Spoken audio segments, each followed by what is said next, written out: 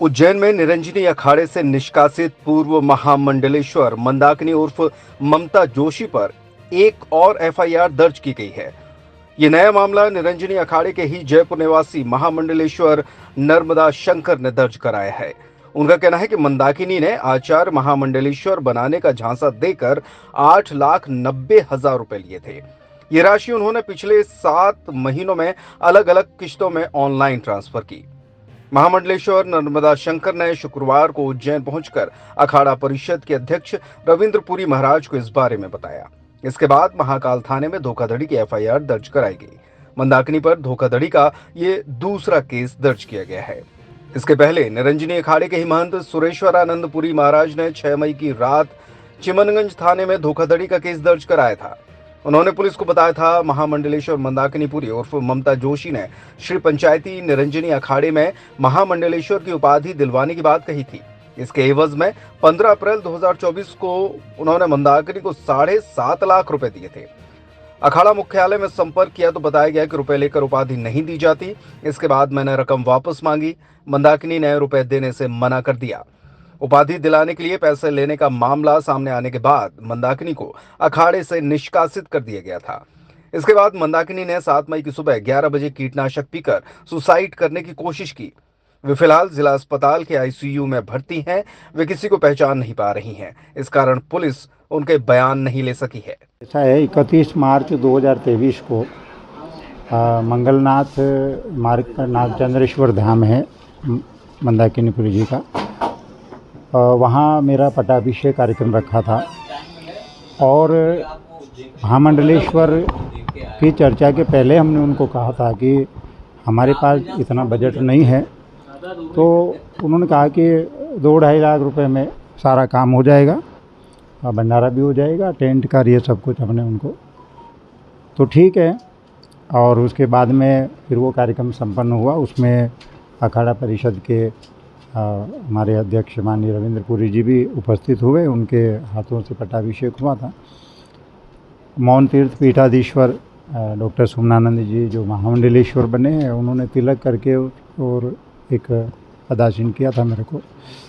उसके बाद में एक प्रलोभन और शुरू किया कि महामंडलेश्वर के बाद में और अखाड़े में आपका प्रमोशन भी हो जाएगा।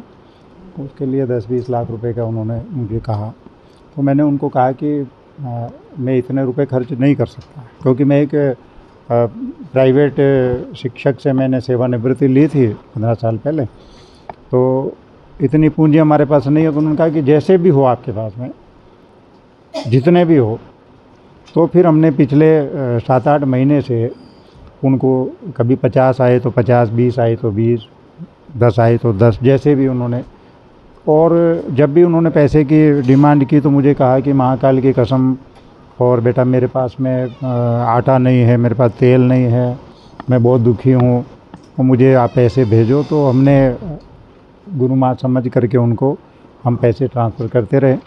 ऐसे करके मैंने कुल मिला करके और 8,90,000 रुपये उनको पिछले 7-8 महीने से मैंने ट्रांसफ़र किए। इसकी एंट्री काई में कैसे करा था आपने? हाँ, मैंने उनको फ़ोन पे किया था। उन्होंने मुझे एक नंबर दिए फ़ोन पे मैंने उसी फ़ोन पे उनको किया। बीच में उन्होंने 1-2 अकाउंट और भी मुझे बताए थे, तो मैंने कहा कि नहीं, मैं अलग अलग अकाउंट पे नहीं करूँगा, मेरे पास भी एक रिकॉर्ड रहेगा। तो मैंने एक ही नंबर पर उनको ये फ़ोन किया और उसका टोटल 8,90,000। आपने एसपी को शिकायत भी की है इस पूरे मामले में? नहीं, मैंने अभी वहाँ शिकायत नहीं की है।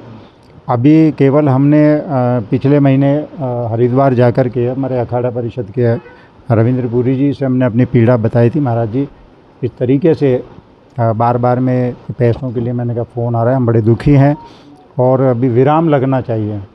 तो महाराज जी ने कहा कि इस तरीके से अखाड़े के नाम पर या कोई आश्वासन दे कर के तो पैसे लेना गुनाह है, और अगर आपके साथ में इस तरीके की अगर उन्होंने किया है तो मैंने उनको सारा रिकॉर्ड अपना बताया, और उन्होंने कहा कि अगर ऐसा है तो फिर इसके ऊपर कार्रवाई होनी चाहिए। तो अभी हमने अपनी शिकायत जो है वो अखाड़े में की है। अब अखाड़ा परिषद जो भी निर्णय उनके लिए उन्होंने लिया है या आगे जो भी निर्णय लेंगे, हम अखाड़े के साथ में हैं। वो चाहे पुलिस कार्रवाई हो, चाहे और बहिष्कार का जो भी अखाड़ा ने निर्णय लिया, हम अखाड़े के साथ में हैं। अखाड़ा जो भी करेगा उसमें हमारी पूरी सहमति है। मैं महामंडलेश्वर आचार्य नर्मदा शंकर पुरी जी, जयपुर से। आज सुबह उज्जैन में आए, मेरी आपसे वार्ता हुई। महाराज श्री ने कहा कि मुझे आचार्य महामंडलेश्वर बनाने के नाम पे पैसा लिया गया है। अब मैं आपको क्या बताऊं, पैसा वही दिखाया जाता जो शो में हो, जो शो में न हो उसको आप कैसे दिखाएंगे। तो कहने का मेरा ये तात्पर्य है कि महाराज का 8,90,000 कुछ रुपया है जो उसने आचार्य महामंडलेश्वर के नाम पे लिया था। देखिए, हम संत हैं, कभी भी कुछ छोटा बड़ा गलती हो जाए कोई दिक्कत नहीं, लेकिन ये कोई गलती नहीं है। आपने पूरी देश की जनता को, खाली उज्जैन में नहीं, पूरे हिंदुस्तान में जहाँ भी आप जाते आप ऐसा कार्य करते, ये उचित तो नहीं है। संत ऐसा काम करें, इसको आप बर्दाश्त कैसे करेंगे, क्योंकि पूरे संत समाज पे धब्बा है। और हम चोरी करें, चकारी करें, चीटिंग करें, और वो भी इसका सबसे जो ज़्यादा केस है, संतों को ही चीटिंग किया गया है। क्योंकि इसको ये जानती है संतों की कमज़ोरी क्या है, संतों की पोल क्या है, उनका फ़ायदा इसने उठाया और अपने बच्चों को पाला। अभी मुझे पता लगा, अभी परसों की बात है, बोले गुरुजी आपने जिसको बनाया है वो तो शादीशुदा है, उसके बच्चे हैं। मैंने कहा है? बोले हाँ, वो भैरव घाट की रहने वाली है, उज्जैन की, उसके बच्चे हैं। अरे हम दंग रह गए। फिर मुझे एक ने कहा, संत आए, बोले गुरुजी उसने संन्यास कब लिया? जब आपने 2016 में महामंडलेश्वर बनाया, क्या आपने उसका मुंडन किया? मैंने कहा नहीं भाई, मुंडन हुआ नहीं था। बोले फिर ये संत कहाँ है, संन्यास कब लिया इसने? ये बात भी सामने आई।